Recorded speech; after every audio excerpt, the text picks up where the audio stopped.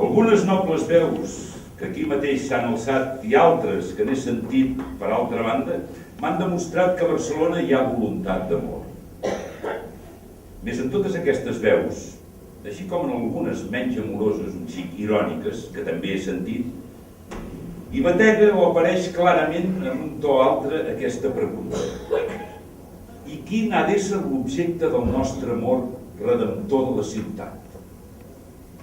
Jo diria el que el cor vos diga en cada moment.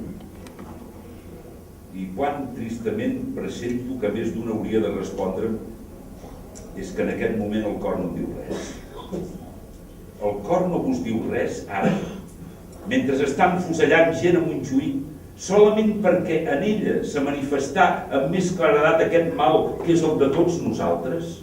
Algunos habíamos ensayado algunos pasos, pero Ignasi Moreta ha culminado estos esfuerzos primerizos promoviendo una verdadera inflexión historiográfica en la interpretación de nuestro poeta.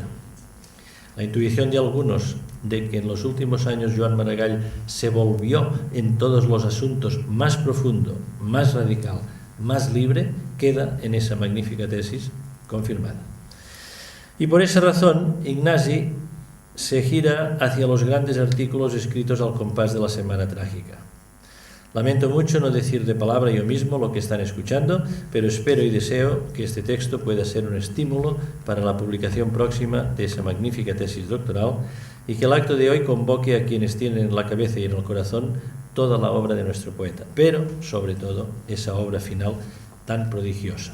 Maragall no és cap frívol, no pretén ser la veu dels desvalguts ni del proletari oprimit. Ell sap que està a l'altre costat de la barricada, que ell és un burgès, que es dirigeix a uns burgesos en un diari burgès.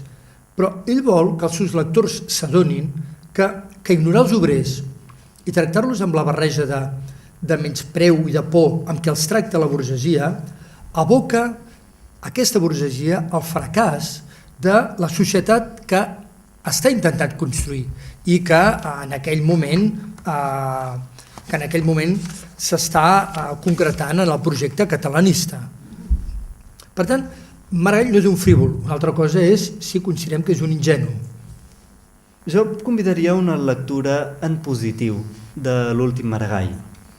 El mateix Eugenio Trías ha explicat en diverses ocasions, a propòsit d'altres autors, que és possible pensar sobre un autor, pensar des d'un autor, des de la perspectiva d'un autor, pensar en companyia d'un autor, que és la perspectiva que intel·lectualment defensa amb més força Eugenio Trías, i diu que també és possible pensar contra un autor.